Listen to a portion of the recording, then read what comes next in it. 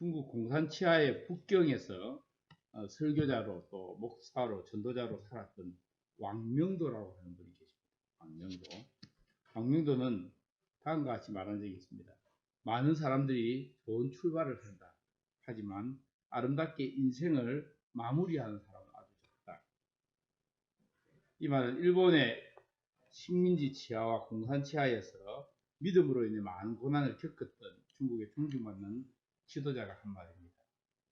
그분은 1901년생이라고 제가 기억을 하는데 1901년에 태어나서 중국의 이제 북경대학을 중심으로 해서 기독 학생운동을 일으키고 북경에 이제 여러분 북경시 앞에 보면 선무문이라고 있고 그리고 중원문이라고 있어요. 한쪽은 문관들이 사는 곳이고 한쪽은 무관들이 사는 곳이고 이게 고궁을 보면 고궁을 보면 고궁 앞에 오른쪽으로는 무관들이 살고 왼쪽으로는 문관들이 사는 그런 곳이 있는데 거기에 충문문교회라고 교회를 개척해서 제가 그 교회를 직접 가봤거든요. 오래전에 가서 봤는데 그분이 중국 대학생들에게 큰 영향을 아주 선한 영향을 많이 끼쳤던 그런 분이었습니다. 그리고는 그분이 이제 공산화가 되고 난 다음에 공산주의에 반대한다는 제목으로 20년 정도 감옥에 그 어려운 고난을 겪으면서 감옥에 있게 되고 그러면서 20년 정도 있은 다음에 나와서 한 10년 정도 젊은이들에게 중국의 미래와 중국의 중국 젊은이들에게 참 선교에 대한 꿈을 불러일으키시다가 하나님의 나라에 부름을 받았습니다. 제가 그분의 이제 일대기를 찍은 중국어로 된 걸 제가 또 읽어보기도 하고 또 그래서 그 내용을 조금 알고 있습니다. 그러니까 왕명도는 그의 말과 삶으로 고난 가운데 어떻게 끝까지 믿음을 지키며 살아갈 수 있는지를 우리에게 보여주는 산책입니다. 우리가 지금 사무엘상을 통해 가지고 지난주에 엘리와 사무엘에 대해서 살펴봤고 오늘 이제 8장에서 15장까지에 걸쳐서 사울의 생애를 살펴봅니다. 물론 사울의 생애는 31장이 되어야 이제 사울이 죽기 때문에 그 중간에 사울이 귀신 들린 점하는 여자에게 가서 자문을 구하는 이런 여러 가지 것들을 같이 생각을 합니다. 제가 생각하면서 사울이 아주 좋은 출발을 했는데 왜 끝마무리가 그처럼 좋지 않았을까? 그런 생각을 제가 하게 됐습니다. 그리고 또 솔로몬도 뒤에 이제 솔로몬도 그렇고 다윗도 그렇지만 솔로몬 특별히 아주 좋은 출발을 했는데 왜 끝이 좋지 않았을까? 그래서 우리가 이제 리더십의 아주 중요한 조건 중에 하나가 피니시 웰이라고 해요. 피니시 웰 혹은 굿 엔딩. 굿 엔딩이라는 걸 참 많이 하는데 저도 정말 지난 30여 년 동안의 어떤 선교 사역을 제가 굿 엔딩을 하기를 바랍니다. 하나님, 제가 마지막에 저의 이름을 드러내지 아니하고 하나님의 영광을 드러내면서 제가 정말 피니시 웰, 굿 엔딩을 참 하게 되기를 바랍니다. 그래서 저희 부부가 계속 드리는 기도 제목이 요즘 그런 기도를 드리고 있습니다. 여기 있는 목사님들이나 또 장로님들 우리 모두가 신앙생활을 경주하면서 처음 출발보다도 더 중요한 것은 마무리인데 그 좋은 출발을 했지만 마무리가 좋지 않은 한 예로 사울왕이 등장하는 것입니다. 시작이 아주 좋은 많은 지도자들이 있습니다. 그들의 앞은 전도유망하고 앞날이 창창해 보입니다. 그 열정적으로 그들에게 맡겨진 지도자의 역할을 감당하기 시작합니다. 주변 환경과 분위기가 좋고 모든 것이 술술 풀려가는 동안에는 그들은 힘있게 점차 앞으로 전진해 갑니다. 그들 앞에 환란과 고난의 장애물이 닥치고 주변 환경과 분위기가 악화일로를 시작하게 되면 전도 유망했던 잠재력 있는 지도자들은 대경 실sek하면서 중간에서 주저앉아서 포기하거나 낙담을 거느려서 벗어나지 못합니다. 사울은 출발이 좋았던 왕입니다. 잘생겼고 키가 컸습니다. 그리고 집안이 유력했습니다. 우리가 흔히 말하듯이 돈키호테입니다. 돈 많고 키 크고 호탕하고 테크닉이 좋습니다. 그것을 요즘 도쿄대를 찾는데요. 그리고 하나님의 백성 이스라엘에 또 첫 번째 왕이 되는 영예를 누렸습니다. 그러나 그 인생의 중반부터 악령에 사로잡혀서 질투심과 자기밖에 모르는 편집증에 사로잡혀서 주변의 모든 사람들을 질투하고 모든 사람들을 죽이려고 합니다. 심지어는 자기 아들 요나단까지 죽이려고. 자기의 사이고 충신이었고 또 구국의 영웅이었고 군사장관이었던 다윗을 죽이기 위해서 3,000명의 군인을 데리고 그의 평생을 다윗을 죽이려고 쫓아다니는 그 일로 자기에게 주어진 모든 기회를 낭비합니다. 그래서 마지막에는 귀신 들린 엔돌의 여인에게 가서 그 점을 치면서 사무엘의 영을 불러오는 초혼수를 합니다. 그래도 하나님께서 그것으로 듣지 않으니까 마지막에는 그가 벳산 전투에서 그가 죽습니다. 그와 세 아들이 같은 날에 죽게 되는 그 모든 이야기가 사무엘 상에 기록되어 있습니다. 그래서 오늘 사울의 일생을 통해서 하나님 우리에게 주시는 말씀을 생각해 보려고 합니다. 첫 번째 우리가 생각해 보려고 하는 것은 사무엘서의 대략이 여러분 지금 우리가 어디를 하고 있는지 알고 계시겠죠? 아시겠죠? 지금 우리가 사울의 등장 및 통치, 그래서 제가 다음 주와 그 다음에 마지막에 걸쳐서 사무엘 하까지 제가 말씀드릴 수 있을 것 같은데요. 그럼 사울의 등장 및 통치 8장에서 15장을 중심으로 살펴보겠습니다. 사무엘상이 이렇게 되어 있고요. 사무엘하가 또 이렇게 되어 있고, 바세바의 범죄를 중심으로 사무엘하가 갈라집니다. 바세바의 범죄, 그리고 바세바 동침 이전에 이랬고, 바세바의 동침 이후에는 13장부터 24장까지. 그리고 승리자 다윗이 희생자 다윗이 되고, 승리가 비극적인 사건으로 변하고, 환희가 후회로 변하면서 다윗의 생애가 마무리 지어집니다. 사울의 일생은 또 대충 사울이 왕이 오르는 것과 왕권이 쇠퇴하는 것과 또 사울의 죽음으로 이렇게 나눠지는데, 사울이 왕이 오르는 것. 첫째, 이스라엘 백성이 왕을 요구합니다.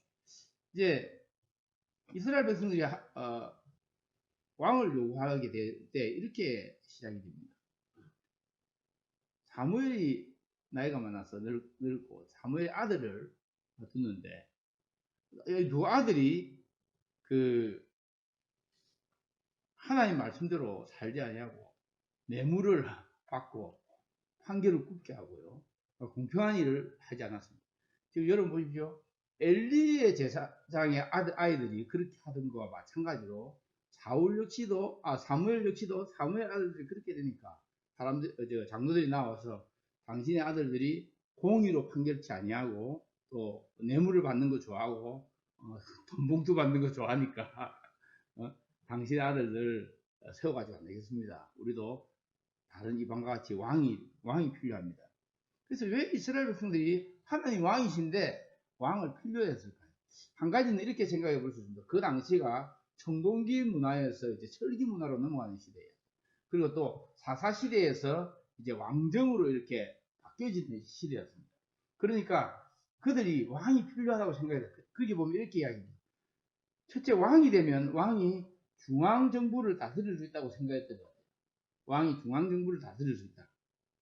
그리고 둘째는 그 아들들이 정상적으로 왕위를 계승한다면 그 왕이 늙더라도 지도력의 위기를 받지 않을 것이다 하고 생각했습니다. 그런데 왜 하나님은 이스라엘 백성이 왕을 세우는 것을 반대하셨을까요? 그것은 이스라엘 백성들이 이렇게 합니다. 우리도 다른 나라와 같이 왕이 있어야 되겠나이다. 하나님은 이스라엘이 다른 나라와 같이 되는 것을 원치 않으셨습니다. 이스라엘의 백성이 이방인처럼 되기를 원했다는 그 말은 그들이 언약 백성으로서 정체성을 포기했다는 뜻입니다.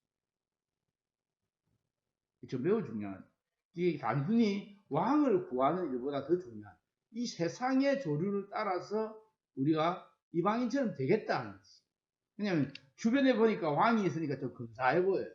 그러니까 지금까지 이스라엘은 흩어져 있는 지파를 있다가 전쟁이 일어나면 지파를 사사와 같이 하나님의 기름 부은 자가 나타나면 사람들을 불러 모아가지고 그게 상비군이 아니고 오합지졸을 이제 모아가지고 예비군들이에요.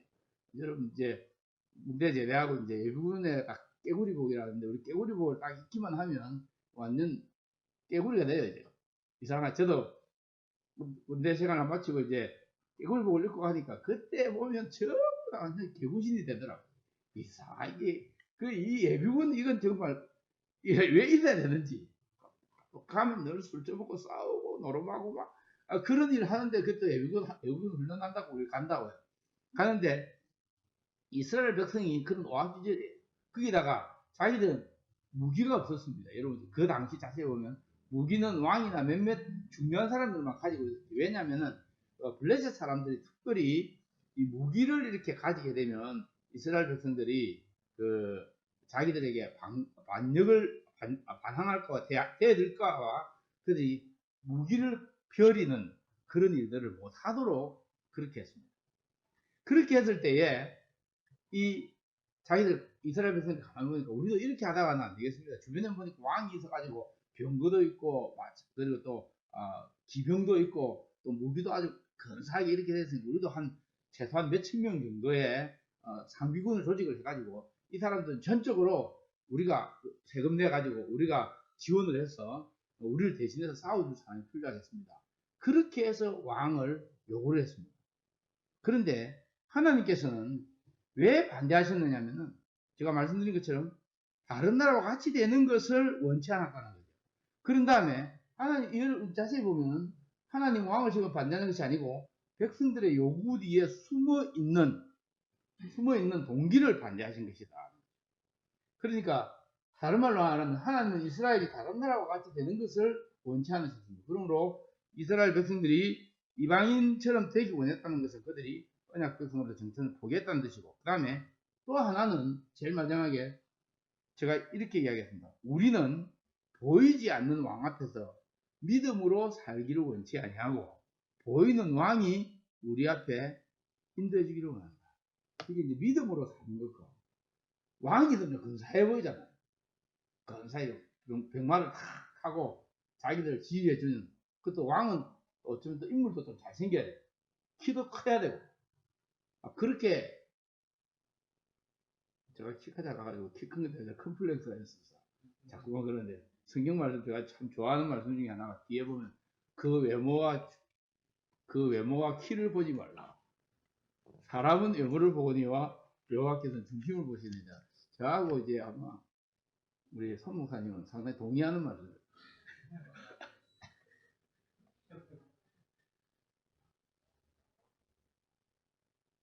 하나님이 우리를 잘생기게 만들어주고 감사한 일이죠.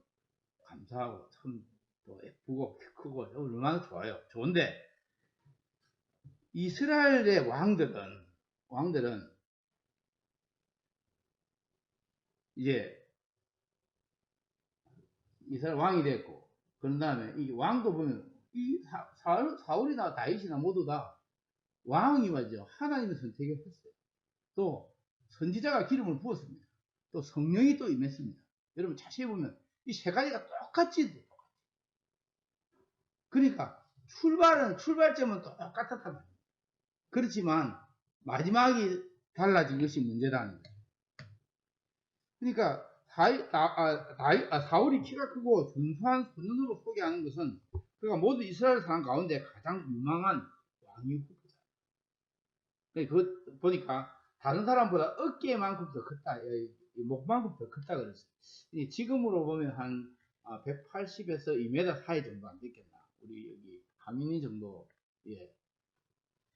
그런 털이 안 됐겠나 그런 생각이 들어요. 그리고 골리앗은 나중에 나오는데 골리앗은 키가 2m 15에서 2m 30 정도 돼요. 그 당시에 측량으로. 그러니까 다윗이 한 뭐 저 정도의 표준 사이즈의 다윗이 그 골리앗과 1대1로 나중에 이제 붙게 될 때 그것은 완전히 샤키로니하고 저하고 1대1 농구를 하는 거하고 똑같은. 혹은 우리 야오밍이라고 하는데 야오밍이 2m 25 정도 되니까 그 정도의 1대1 농구를 하는 그런 정도의 어떤 수준 차가 나거든요. 어쨌든 그런 어떤 잘생긴 사람을, 왜냐면 그 고대에서는 왕을 택할 때 잘생긴 사람을 택하는데 또 정상적인 방법을 통해서 이 사람을 왕으로 뽑았습니다.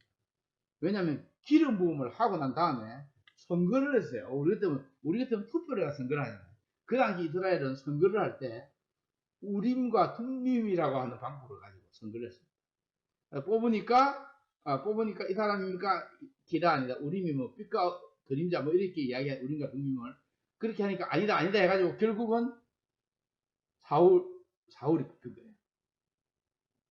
만약에 우리도 큰 교회 당회장 목사님을 뽑는데 대통령을 뽑는데 우리 투표 안 하고 제비 뽑기를 가지고 이렇게 우린가 tum밈으로 한다면 재밌을 것 같아요. 아니면 가위바위보 해가지고 계속 이기는 사람 뭐 끝까지 되도록 한다든지 뭐 이런 식의 방법을 통해서 하지 않았을까요? 그렇게 해서 정상적인 방법으로 왕을 세웠습니다. 그러니까 육체적인 준수함과 사회적인 탁월함을 강조하는 것은 이제 결국은 다윗을 좀 더 이제 부각시키기 위해서 이제 그러는데, 그 다음에 좀 보면, 그런 다음에 이제 왕이 되고 난 다음에 어느 상당한 일정 기간 왕으로도 준비하는 기간이 좀 필요했습니다. 뭐 그것을 여러분 8장에서 15장을 좀 잘 읽어보시면 되겠고요.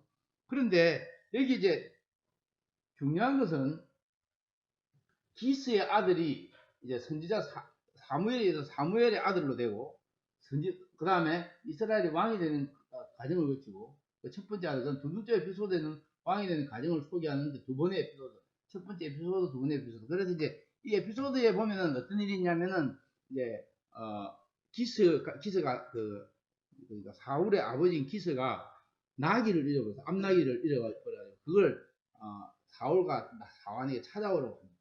찾아오라고 하면서 전 이스라엘을 돌아다니는데 원래 나귀가 그렇게 멀리 가지 않는데요. 찾아도 못 찾으니까 온 이스라엘 다니는데, 참 하나님께서 이 사울을 어떻게 준비시키느냐면 마치 장차 다스릴 나라를 미리 정탐을 시키는 거예요. 그리고 그렇게 해서 이 사람이 나귀를 찾다가 결국 나귀를 못 찾으니까 어디까지 갔냐면 실로까지 가가지고 실로에서 사무엘을 만나요. 그래서 나귀를 찾는 사람이 이스라엘이 찾는 왕이 됩니다. 요게 제가 말을 지금 조금 그랬지만 이 히브리어에는 아주 이거 분명하게 나왔어요. 본래는 자기가 찾았는데 결국은 이스라엘이 찾고 구하는 그 왕으로 선출됩니다. 그렇게 하다가 이제 사무엘과 같이 이제 또 빈털터리가 됐거든요. 나귀 찾느라고 막 돌아다니는 빈털터리 됐는데, 선지자들이 가다가 떡이랑 포도주랑 이런 거 가져가다가 이거 먹으라고 주기도. 그런 다음에 또 선지자들과 또 함께 가다가 이 사람도 같이 성령에 성령에 충만해가지고 막 예언을 하니까 사울도 선지자가 언제 있느냐 이런 이야기가 이제 들리게 되고, 그러니까 그렇게 기름 부음도 받고 필요한 것도 공급을 받고 암나기도 찾고, 그런 다음에 무엇보다도 자기가 성령의 충만함을 받게 되죠. 그러니까 출발은 아주 좋게 출발을 했다는 거죠. 예, 그래서 두 번째 에피소드를 통해서 이런 이야기가 있고요. 그 다음에 여러분 참고로 성막에 있었던 실로가 이렇게 생겼어요. 사울이 고향이 기브아입니다. 믹마스 지역, 요단안이 전투할 때 막 올라가던 그런 지역이 이 믹마스 지역이 있고요. 엘라 골짜기 올라가고. 여러분 성지에 안 가봐도 그런 줄 알고 저도 안 가봤거든요.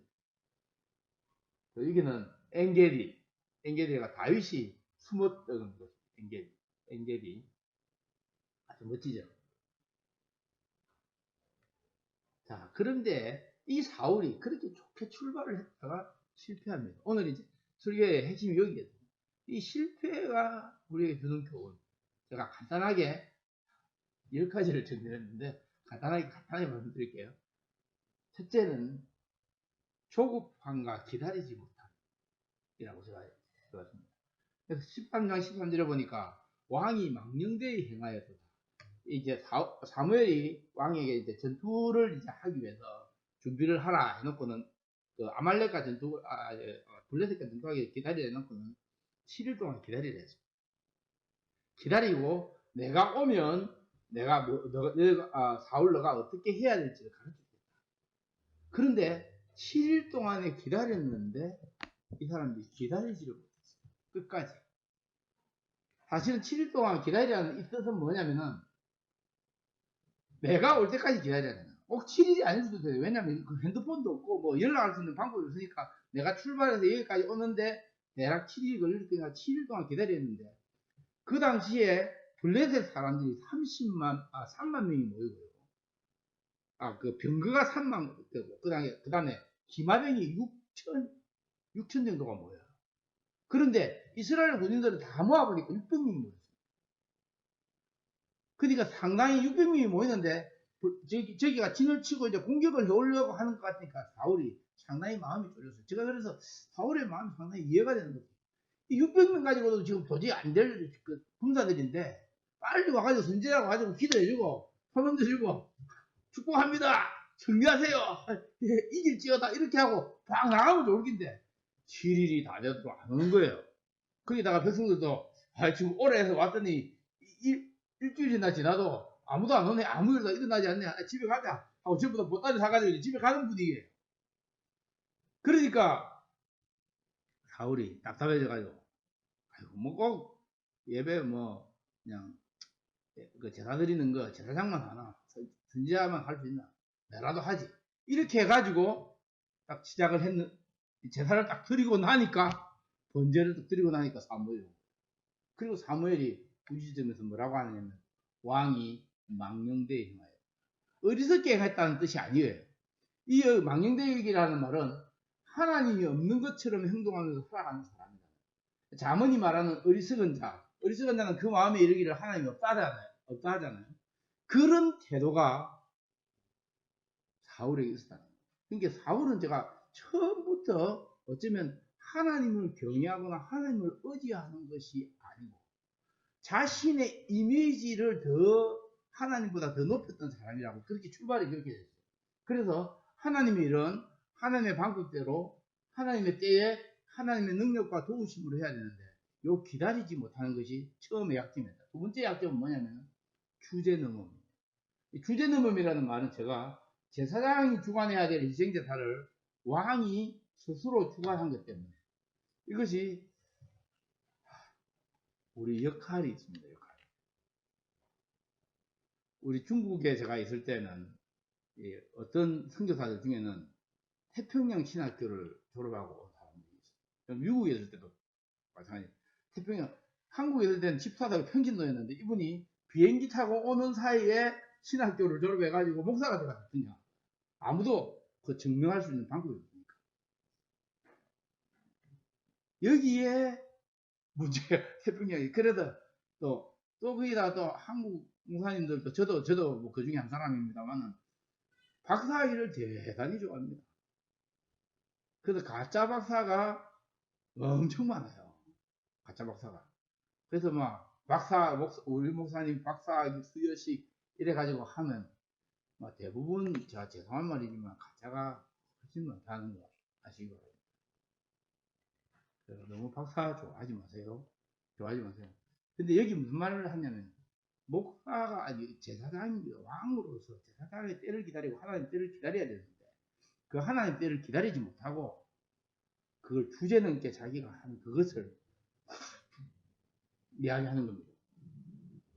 그 다음 또 한 가지의 문제는 반쪽 의지 반쪽 순종의 삶을 살아요. 그런 다음에 이제 세월이 조금 지나가지고 하나님께서 성경에 보니까 아말렉을 사무엘상 15장 52절을 보니까 사무엘이 이르다 오늘 우리가 읽었던 본문입니다. 여호와께서 번제와 다른 제사를 그 목소리 청종하는 좋아하신 같이 좋아하시겠나이까 순종이 제사보다 낫고 듣는 것이 그 다음에 수양의 기름보다 나은 이는 거역하는 것은 점치는 자와 같고 왕과 것은 사시는 사이에 절하는 것 같다. 그 여러분 전후 문맥을 이렇게 보시면 이게 어떤 내용이냐 아말렉을 진멸하는 거예요. 그죠? 근데 아말렉을 진멸하는데 그걸 하렘이라고 합니다. 이 하렘은 싹쓸이 다 죽여라 이게. 근데 왜 그러냐면은 이것은 역사가 좀 있어요. 여러분 이 아말렉에 대해서 조금 이제 이야기를 좀 하면 좋겠는데 아말렉은 출애굽기에 보면은 이스라엘이 나온 지 출애굽하고 나온 지 한 달 정도 됐을 때 2월 한 중순쯤 됐습니다. 1월 달에 출애굽하고 한 달 정도 됐을 때에 아말렉이 와가지고 공격을 합니다. 그럴 때 약한 자들과 뒤에 처져 있는 그 어린 아이들, 노인들 이런 데 치기 시작했습니다. 그래서 요수아가 아말렉을 위해서 싸우러 나가고요. 그 다음에 모세와 훌과 아론은 산에 가가지고 기도합니다. 그래서 모세 손이 들리면 아말렉 이기고 모세가 지면 아말렉이 지고 이렇게 하는 그런 어떤 이야기가 거기 나오는데, 그러다가 40년쯤 지난 다음에 막판에 또 신명기 25장에 오면 또 아말렉이 또 공격을 해요. 이 아말렉은 전성적으로 약탈을 중심으로 해서 사는 사람. 약탈. 약탈이라는 게 그 당시 약탈은 낙대 있잖아요. 약대. 그러니까 낙타를 타고 와가지고, 낙타가 아주 빠르거든요. 낙타를 이렇게 타고 가서 낙타를 가지고 하는데, 이 낙타가 용도가 아주 다양합니다. 낙타 안 타봤죠? 저는 낙타를 중국에서 타보고, 뭐, 내몽고에서 타보고, 몽고에서 타보고, 이집트에서 타봤는데, 이 낙타가 말이죠. 고기부터 머리부터 발끝까지 다 쓸 것입니다. 예를 들면, 낙타 똥을 모아가지고, 그걸 가지고, 그, 연료로 씁니다. 빵 굽는데, 뭐, 이런데. 굽는 데나 전혀 안 납니다. 그리고, 낙타 오줌은 또 여자들이 받아가지고, 화장품으로 썼습니다. 그 당시. 그러니까, 다 모든 용도에 쓸 수 있는데, 어쨌든 이 사람들은, 그, 자기들 정상적인 직업이라는 게 뭐냐면은, 다른 모든 그 지역을 지나가는 사람들을 공격해가지고, 그 약탈하는 그것이 자기들의 일이었습니다. 근데 이 아말렉은 특별히 이런 일 때문에 뒤에 보시죠. 너는 천하에서 아말렉에 대한 기억을 지워버려. 또 그래서 출애굽기 17장 16절에 여호와가 아말렉과 더불어 대대로 싸우리라. 이런 이야기에 있어서 이 영광스러운 일을 누구에게 맡겼냐면 사울에게. 내가 아말렉과 전쟁을 해라. 그리고 완전히 진멸해야 된다. 아마 사울을 저는 시험한 것이라고 생각합니다. 근데 사울이 보니까 아말렉의 제일 좋은 거, 아각 왕부터 사람의 좋은 것과 그리고 또 짐승의 좋은 것 다 남겨두죠. 그래서 와서는 한다는 말이 내가 여호와의 명령을 준행하였나이다. 그런 이야기예요. 사울, 내가 여호와의 명령을 준행했습니다.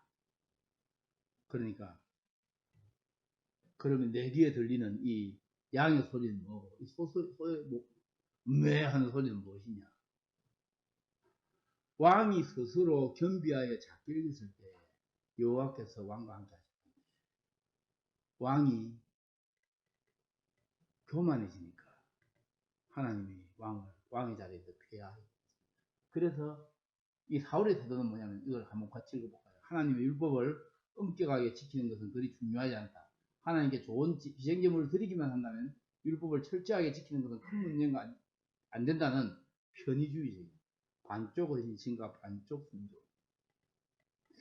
우리 지금 오늘 이 사울의 태도가 저로부터 우리 모두에게는 오늘 완전히 있다고 생각합니다. 하나님이 큰 교회는 바르지, 또 큰 교회에서 예배드리는 아주 거창한 몇천억 들여서 드린 예배는 하나님 받으시고, 작은 교회에서 개척교회에서 드리는 예배는 하나님 받으시지 않으십니까? 근데 또 문제는 개척교회에 있는 많은 분들은 또 큰 대형교회에 성장주의라고 하는 우상에 살아가요. 대형교회를 향하여 쫓아가고, 그것이 우리 교단뿐 아니라 우리 교계의, 한국 교회의 지금 큰 문제예요.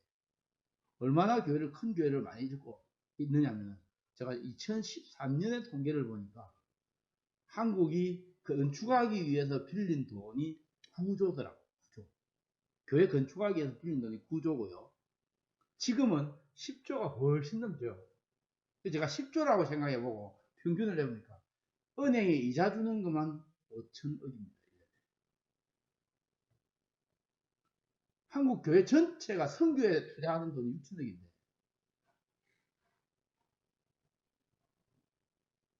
은행 먹여 살리고, 한국에는 은행 먹여 살리는 것은 교회 건축 때문에 먹여 살리고.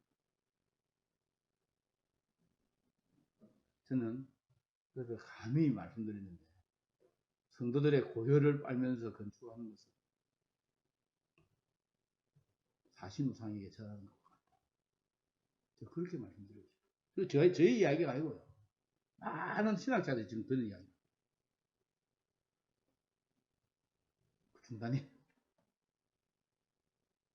그리고 그걸 가지고 사회로 환원하고, 사회 어렵고 힘든 사람들 도와주고, 가난한 자들과 병든 자들과 약한 자들도 돕고 하는 그런 일들을 한국 교회가 한다면 얼마나 좋겠나 생각합니다. 또 대표적으로 다윗은 자기 죄를 지적받았을 때 자꾸만 이제 그 사울의 문제는 죄에 대해서 합리화합니다. 합리화. 내가 한 것이 아니고 백성들이 좋은 거 끌고 왔는데, 나는 뭐 그냥 다 멸할 했는데 백성들이 좋은 거 끌고 왔는데 이거 뭐 하나님께 드리면 좋아하지 않으시죠? 내가 잘못했습니다 하는 게 그래 어렵다. 여러분, 신앙의 성숙도는 죄를 범하고 그 다음에 회개하는 시간이 짧을수록 성숙한 줄 믿으시기 바랍니다. 내가 부부간에도 그렇고 내가 잘못했습니다. 내가 잘못했습니다. 우리 부부간에도 계속 문제가 생기는 게 제가 잘못하고 난 다음에 자존심 때문에 마누라한테 내가 좀 미안하다. 내가 잘못했다 이야기해야 된다. 이걸 질질 끄는 경향이 있어요. 잘못했다. 내가 잘못했다. 미안하다. 이런 태도를 갖는 것이 신앙의 성숙인 줄 믿습니다. 자, 제사제도는 이 다윗은 자기 죄를 지적받았을 때 물론 마음으로부터 우러나는 슬픔 그리고 제사제도는 죄인이 상하고 통해하는 마음을 갖도록 하기가 있다는 것입니다. 이것이 시편 51편에 하나님이 통해하고 자복하는 심령을 내게 주시고 또 상하고 통해하는 심령을 하나님께서 멸시하지 않으신다. 그래서 우리가 제사를 드린다는 것, 뭐 내가 제사 제통 드리고 하나님 내가 축복해 주시고 내 마음대로 살게 하십시오. 그게 아니고요. 제사 드린다는 것은 내가 하나님 앞에 죄인임을 깨닫고 또 겸비하게 되는 거지. 하나님의 말씀보다 사람의 말에 더 기를 주고. 이분이 지금 계속 이제 뒤에 보면 어쩌냐면, 아이고, 내가 죄를 범했을지라도 나와 함께 가서 하나님께. 이게 진짜 회개하는 게 아니에요. 그런 다음에 또 뭐라고 하느냐면, 이 백성들 앞에서 내 자존심 좀 세워주세요. 이제 자기 중심, 자기 자존심, 또 자기의 그 체면, 요게 하나님 말씀 순종하는 것보다 더 중요했습니다. 이 사울의 문제가. 제가 한국을 대표하는 사랑의 교회 문제를 볼 때도 계속 그런 생각이 들어요. 왜 잘못했다고 말할 수 없나? 왜 내가 편법을 쓰고 있다고 말할 수 없나? 그렇게 계속 문제가 끝까지 가는 거예요. 그럼 언제까지? 망할 때까지. 망할 때까지. 그 목사님이 부산 출신이고 또 제가 그 아버지도 제가 알고 제가 언젠가는 세미나를 갔는데 제가 그 아버지도 안 가러 온 적이 있었어요. 내가 나이가 동갑. 그러지 말아요. 그냥 잘못했다 이야기하면 되잖아요. 그 다음에 사무엘은 사무엘의 책망대로 양의 소리, 백성의 소리 듣는 것을 하나님 목소리 듣는 것보다 더 좋아했기 때문에 왕이 되겠죠. 양의 소리 듣고 백성의 소리 듣고 그러나 하나님 목소리를 듣지 않았고 신약 시대 사는 오늘 우리도 제사 드려야 됩니다. 어떤 제사 드릴까요? 저는 간단하게 세 가지 말씀드리고 첫째 하나는 로마서 12장 1절에 너희 몸을 하나님이 기뻐하시는 산제사 우리의 삶 전체예요. 너희 마음을 새롭게 하면 하나님이 우리 몸을 드리자. 그걸 우리 생활 예배라고 합니다. 월요일에서 토요일까지가 주일만큼 중요합니다. 주일날 예배 한번 잘 드렸다. 그거 끝이 아니에요. 또 하나는 히브리서 13장 15절에 예수로 말하면 항상 찬미의 제사를 하나님께 드리자. 찬미의 제사. 그 술을 증가하는 일. 여러분 좀 집에서 뭐 굴한 일도 있고 막 참 마음에 쓸쓸한 일이 있을 때 찬송가 좀 틀어놓으세요. 요즘 앱에 찬송가 이런 거 나오거든요. 여러분 핸드폰 안에 그거 틀어가지고 또 설교도 좋은 게 얼마나 저는 뭐 중국 설교 들었다가 중국어로 된 사울에 대한 설교도 들었다가 또 영어로 된 사울에 대한 설교도 들었다가 뭐 지금 난리를 치고 있습니다. 한국은 누가 설교를 잘했는가 하고 일주일 내내 고민하면서 제가 오거든요. 그 다음 또 하나는 여러분 디브리 13장 선을 행한가 나눠주기를 잊지 말라. 이 같은 제사를 하나님이 기뻐하시죠. 근데 교회가 말이죠. 자기들끼리 먹어가지고 자기들끼리 먹고 잘 먹고 잘 살았다 이러면 그 교회가 아니에요. 교회는 반드시 우리 말고 바깥에 있는 사람들을 위해서 존재하는 단체다. 우리만 잘 먹고 잘 사는 거 이거 아니에요. 개척교회 할 때부터 마찬가지. 그 다음에 하나님의 영이 떠나고 악령이 사도록 계속 나와요. 여호와의 영이 사울에게서 떠나고 여호와께서 부르신 악령이 그를 번뇌하니라. 사울이 하나님의 세우신 선지자하고 결별하고 나중에는 제사장들 집단 흡수합니다. 22장에 보면 이제 나오는데 노업에서 아히멜렉 해가 85명의 제사장을 죽입니다. 이게 참 희한한 게 제가 이걸 뭘까 대조가 되냐면은 아말렉을 진멸할 때는 안 죽였던 사람이 제사장은 싹쓸이로 죽입니다. 하나님의 백성이 지도자예요. 제사장은 싹쓸이로 죽입니다. 오늘 우리 표현으로 하면 백성들은 어려움을 당하는데 북한에 자꾸 표주게 하려고 합니다. 그래서 나타나요.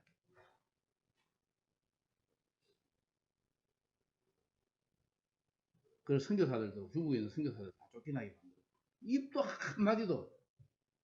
한마디도 중국에 대해서 항의도 하지 못하고 더더욱 우리끼리 이야기인데 내부로 우리의 명단이 그쪽으로 다 넘어갔다. 애교부에서 뭐 하는 겁니까? 이스라엘의 철천지원 아말렉을 침멸하자 사울이 이제 칼을 들어서 하나님의 제사장 자기 백성이 지도자를 돌려가는 돌이킬 수 없는 큰 죄를 져요. 하나님이 주신 권력을 자신의 사유재산처럼 3,000명 군인들 데리고 그게 뭐 양은이파, 뭐 야쿠자, 사마패 다 모여간대요. 그 3,000명 유단자들 다 모아한 것보다도 그것을 가지고는 다윗을 죽이기 위해서 다윗을 찾아서 죽이기 위해서 자기 평생을 보내는 불쌍한 사람. 그리고는 하나님께 물어봐도 하나님이 대답도 하지 않으니까 마지막에는 귀신 들린 엔돌의 여인에게 가서 물어봅니다. 하나님의 영이 떠나고 참 우리 그래서 다윗이 그런 기대를 했잖아요. 오늘 성훈 장로님이 처음에 기도하실 때 그랬는데 내 속에 정결한 마음 창조하시고 주의 영을 내게 거두지 마옵소서. 목사들 중에 제일 불쌍한 목사는 뭐냐? 영국 속담에 성령 받지 말고 목사질 해라. 성령님 없이 목사하면 그것만큼 불쌍하게. 사울은 이제 귀신에게 가서 물어봅니다. 근데 이 통계에 보니까 참 재밌는 건 지금 한국의 교회에 교인들이 이래 많대도 한 30% 정도가 무당 찾아간답니다. 교회에서 성경을 제대로 안 배워놓으니까. 이게 뭐 선거되면 우리 국회의원들이 그래 예수 믿는 사람 많잖아요. 거의 말하는 많은데 선거가 될지 안 될지 전부 다 무당 찾아가 용하다는 강남의 용한 무당, 박수 무당, 무슨 보살, 처녀보살 뭐 이런 데가 어째 처녀보살이 또 어째 쪽집게처럼 알아맞혀가지고 딱 하는데요. 여러분 우리 안에 성령님이 거하시면 우리가 세상의 영을 받지 않냐고 하나님께로부터 영을 받았습니다.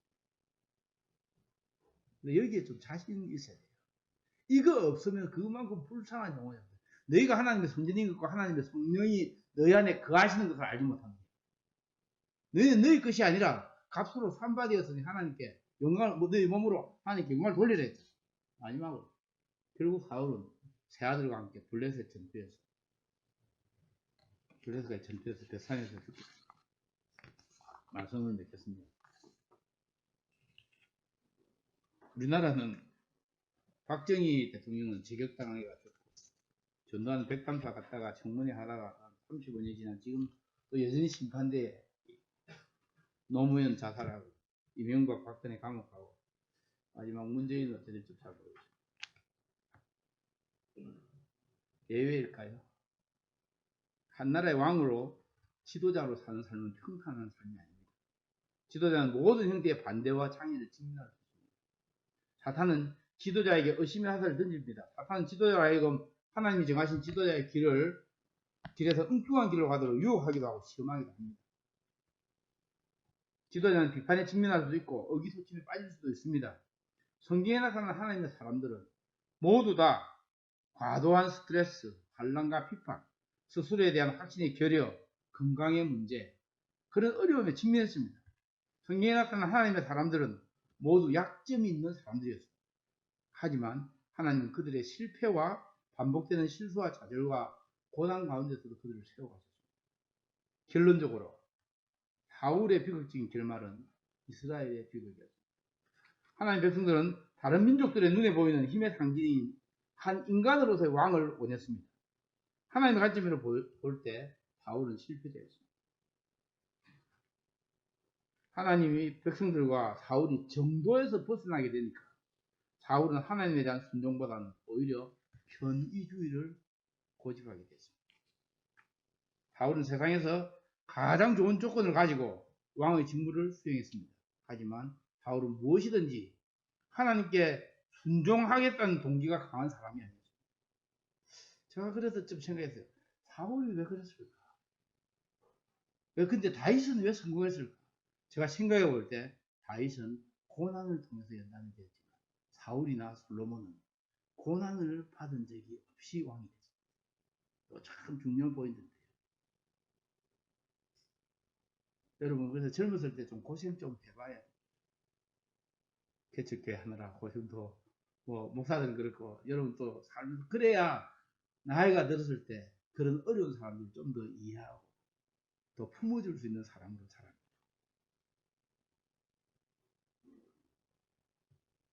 정리합니다. 그래서 같이 기도합시다.